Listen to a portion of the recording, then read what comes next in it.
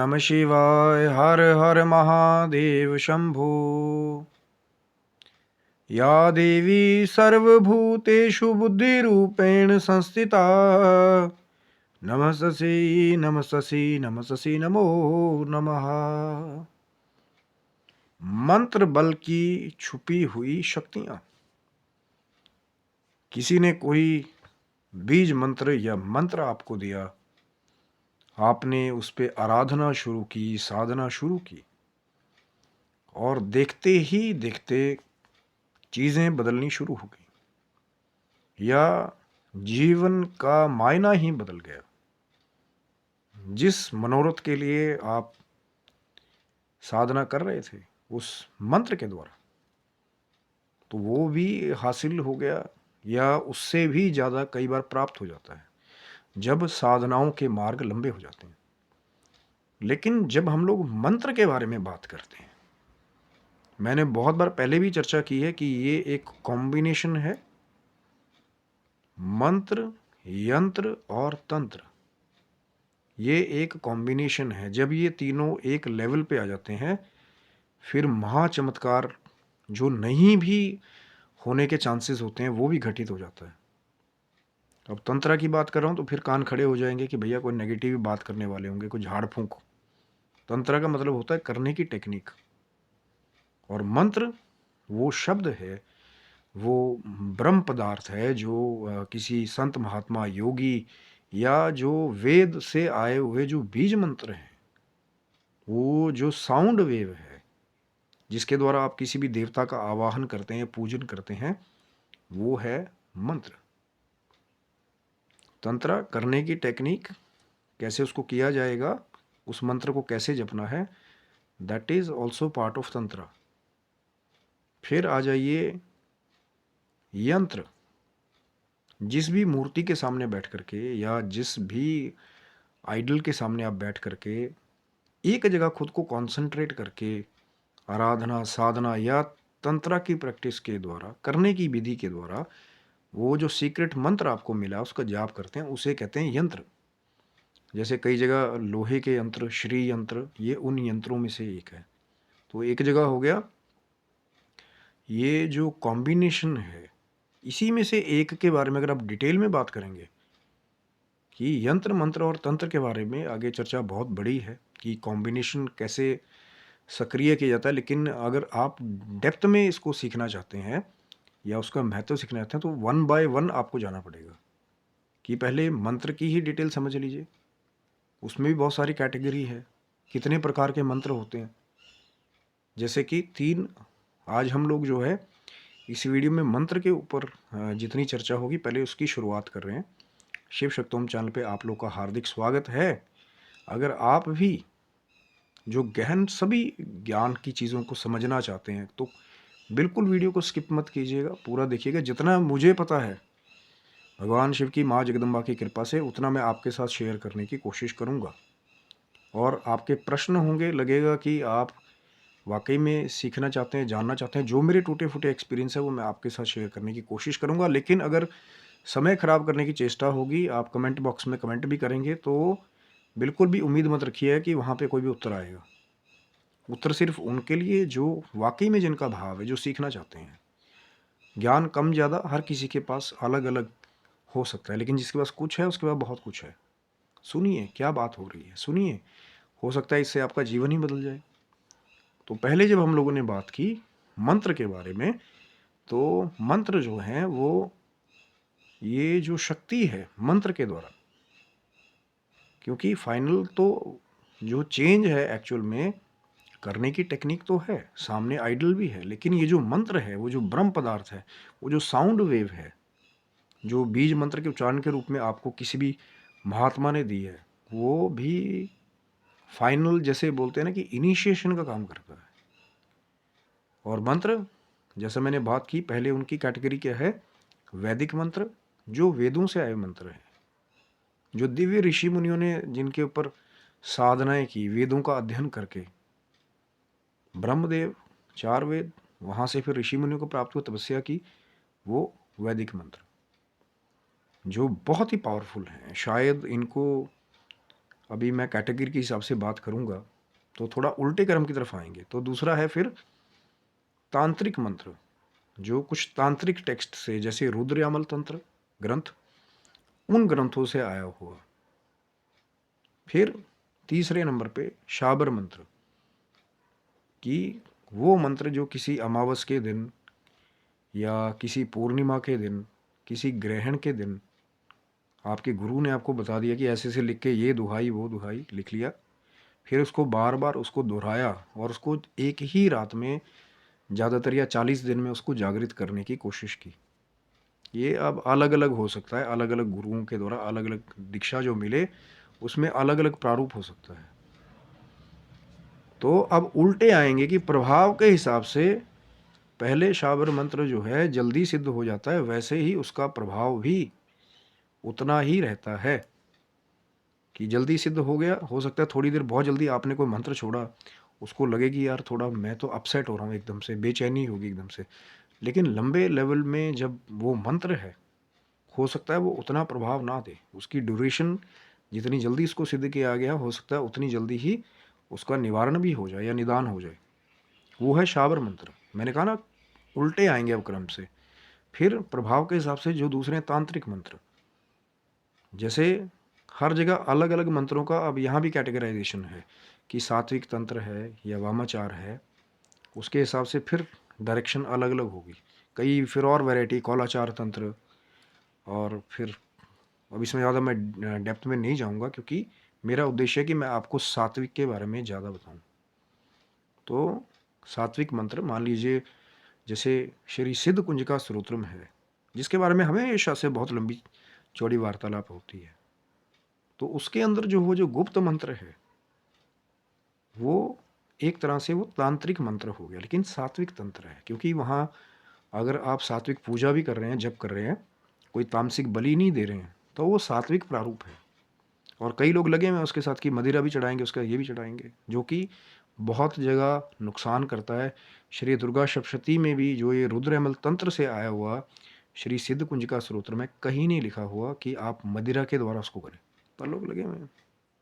फिर ये मीडियम प्रभाव देने वाला है जो तांत्रिक मंत्र है। फिर आ जाइए आप जो वैदिक मंत्र है, जो सबसे ज़्यादा समय लेने वाला है। तभी कहते हैं कई बार संत महात्मा की 1.25 लाख जाप करना है। पर भैया वैसी स्पष्टीकरण भी तो होनी चाहिए ना, करे जा रहे हैं 1.25 लाख करना है, बस जो मर्जी हो जाए, उच्चारण लगे ना लगे, कांस्टेंट वो जो साउंड वेव है, जिसका मंत्र जितना धीरे धीरे चाहे समय लेके उसने उसको जपा होगा, सही से 1.25 लाख, वो और प्रभावशाली होगा। मंत्र जितना खुलेगा, अब एक जगह इसका ऐसे समझ लीजिए कि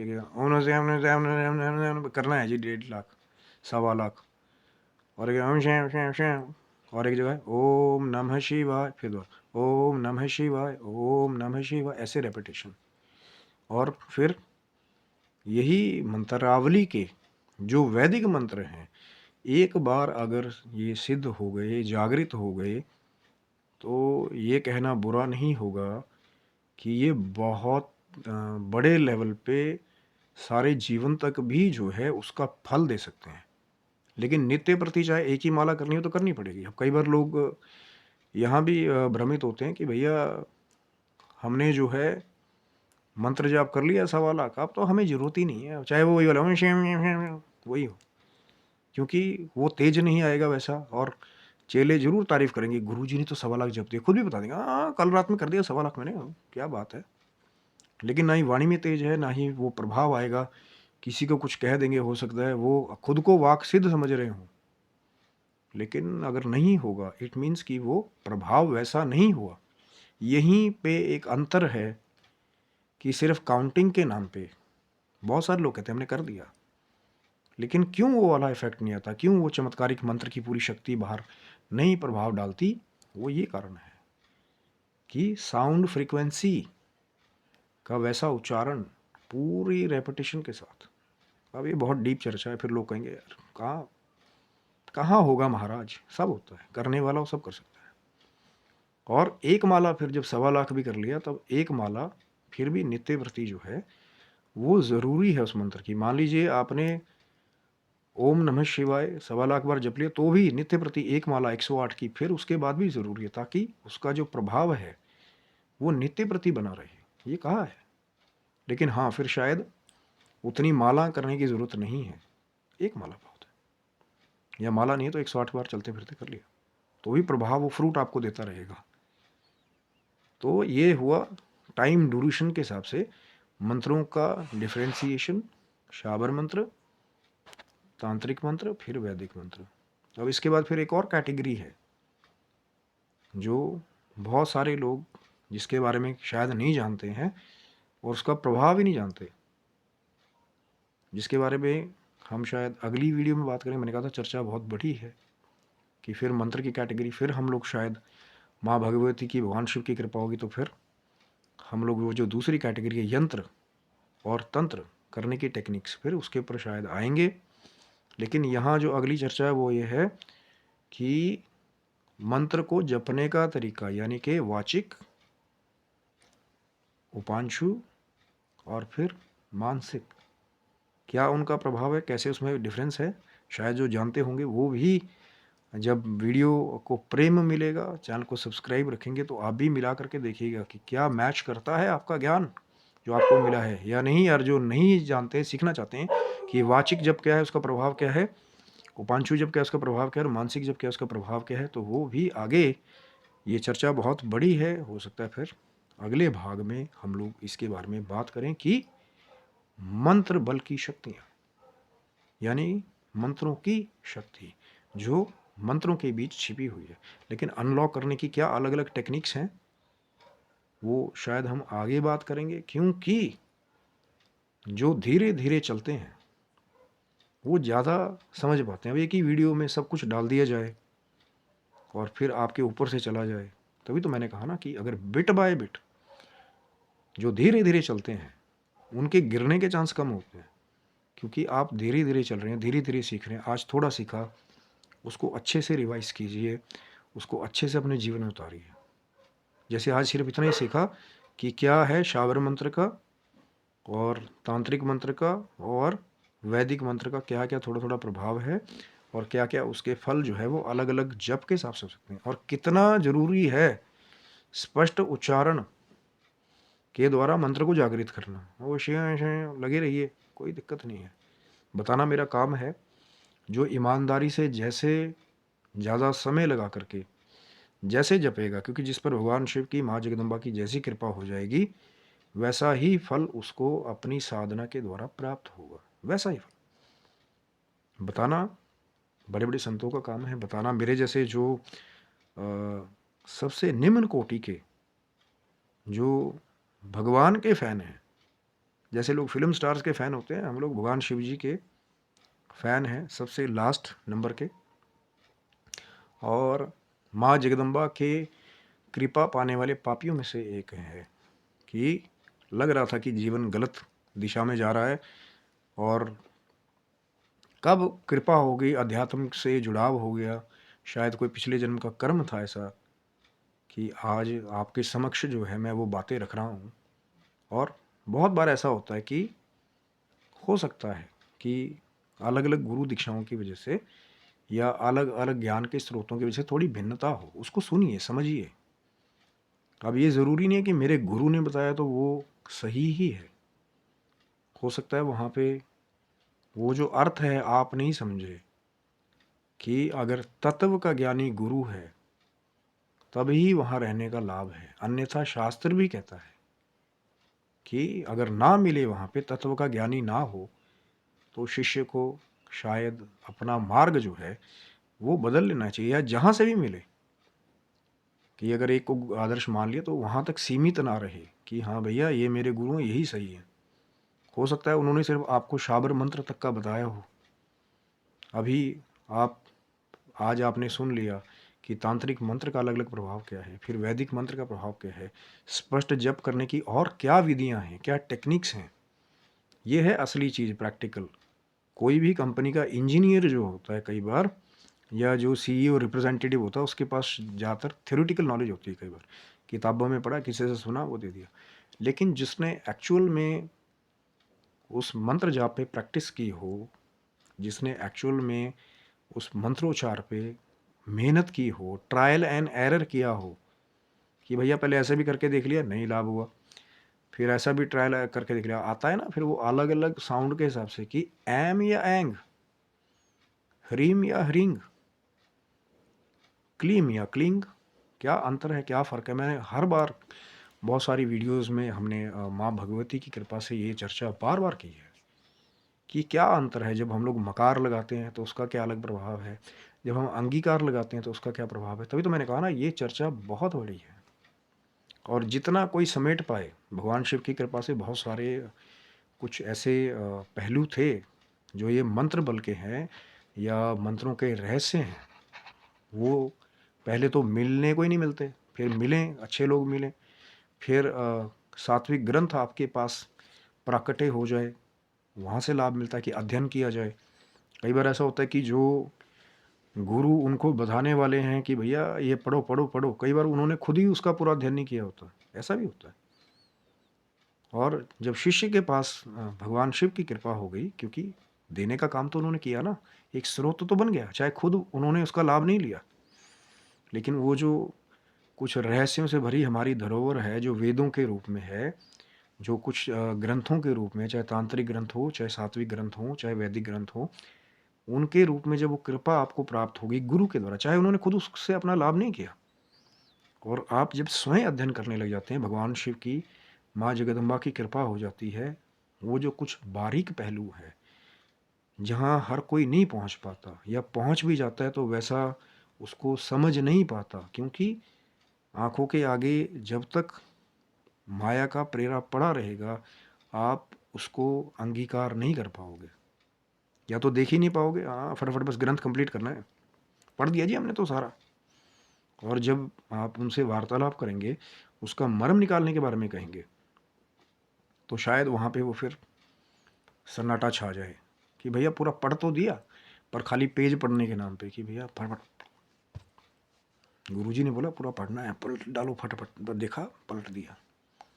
लेकिन जिसने शायद एक ही ग्रंथ को कई साल लगा करके धीरे धीरे सीखा हो, एक एक चीज़ का मर्म निकाला हो, वो वैसा एक एक्सपीरियंस बहुत कम मिलता है। ये भगवान शिव की, माँ जगदम्बा की कृपा है कि कोई वैसा समय उसको मिले अध्ययन करने के लिए, वैसी बुद्धि उसको मिले कि कंसंट्रेशन से उसको पढ़ पाए, वैसी बाधाएं उसके जीवन में ना आए कि पढ़ने लगा तो फिर पता लगे कि हाँ भैया क्या करेगा पढ़ के, चलो जाओ पैसा कमाओ। क्योंकि आध्यात्मिक जीवन में वैराग्य जब तक नहीं होगा, सिद्धि तब तक उतनी ही दूर होगी, ज्ञान तब तक उतना ही दूर होगा जो एक्चुअल ज्ञान है। और ज्ञान देना, जैसे मैंने कहा कि दूसरों को ग्रंथ पास ऑन कर देना बहुत आसान है, लेकिन उसमें डूब करके वो जो मोती है, मंत्र बल की शक्तियाँ, मंत्रोच्चार की शक्तियाँ, जैसे अभी आगे ये चर्चा चलेगी कि मैंने कहा कि अगले भाग में शायद कि क्या है वाचिक जाप, क्या है उपांशु जाप, क्या है मानसिक जाप, क्या उसके अलग अलग प्रभाव हैं जो समाधि तक, जिनका वर्णन जो है, और कैसे समाधि महासमाधि में असंभव से असंभव कार्य भी संभव हो जाते हैं। लेकिन ये कुछ ऐसा है, ये सबको नहीं बताया जाता कि हाँ भैया गुरुजी कितनी देर तक समाधि लगाते हो, वो आपका और उस परातत्व का, परम पुरुष का सीक्रेट है, उसको सीक्रेट ही रखना चाहिए। हाँ, लेकिन टेक्निक्स हर कोई शेयर कर सकता है, ताकि जैसे मेरा लाभ किया भगवान शिव जी की कृपा ने, माँ जगदम्बा की कृपा ने, हो सकता है आपका भी लाभ उन टेक्निक्स के द्वारा हो। और कोई प्रश्न आपका रहे उससे रिलेटेड, पर मैंने वही बात की, आपका भाव होगा, लगेगा आप सीखना चाहते हैं, लगेगा कि हाँ कोई जेन्युइन क्वेश्चन है इस चीज़ से जुड़ा हुआ। अब ये नहीं कि हाँ मैं मंत्रोच्चार के बारे में बात करूँ, आप मुझसे पूछो कि बांग्लादेश में क्या हो रहा है, वो नहीं, वो एक अलग लेवल है चर्चा करने का। कि मंत्रोच्चार से रिलेटेड आपका कोई प्रश्न हो, लगेगा आप सीखना चाहते हैं, भाव है, बड़ों की रिस्पेक्ट है, वो जो ऋषि मुनियों ने वो जो तत्व दिया है उसकी रिस्पेक्ट है, उसका मोल समझते हैं, आपके प्रश्न का उत्तर आपको अवश्य मिलेगा। और उत्तर देने वाले महादेव हैं, माँ भगवती है, जिन्होंने ग्रंथों के रूप में वो जो गुरु शिष्य परंपरा है बहुत पहले से चलाई है। देहधारी, अमृत देहधारी भगवान शंकर आज भी कैलाश पे विराजमान है। फिर कहाँ वो चीज़ें ढूंढ रहे हैं कि देहधारी गुरु नहीं मिलेगा तो ये नहीं जपना, वो नहीं जपना। उन्होंने तो बहुत पहले कर दिया, सदियों पहले। आज भी बैठे हैं कैलाश पे अमृत देह लेकर के, जो कल भी थे, आज भी, कल भी रहेंगे। अगर कोई ये कह दे कि भैया देहधारी गुरु होना बहुत ज़रूरी है, तो भगवान शंकर ने देहधारी गुरु के रूप में बहुत पहले, सदियों पहले वो ज्ञान दे दिया, वेदों के रूप में, ऋषि मुनियों की गुरु शिष्य परंपरा के रूप में प्राप्त हो जाए। साधना कीजिए, आराधना कीजिए भाव से, शंकर जी का ध्यान करके, माँ भगवती का ध्यान करके, उन ऋषि मुनियों का ध्यान करके जिन्होंने तपस्याएं की हैं। उसके बाद फिर अपनी साधना प्रारंभ करें गणपति बप्पा का नाम लेकर के, ओम श्री गणेशाय नमः। फिर लाभ ही लाभ होगा। चर्चा जारी रहेगी, आपका प्रेम मिलेगा तो हो सकता है फिर अगली वीडियो में विस्तार से चर्चा, शायद वाचिक जप, उपांशु जप और मानसिक जप मंत्र का क्या अलग प्रभाव है उसके बारे में। आशा करता हूँ वीडियो आपको अच्छा लगा होगा। फल बढ़े हैं तो चर्चाएं भी बढ़ी हैं, थोड़ा सा संयम तो देना पड़ेगा, थोड़ा समय तो देना पड़ेगा। तब तक के लिए सभी बंधुओं को हर हर महादेव शंभु। जय माता दी आप सबको।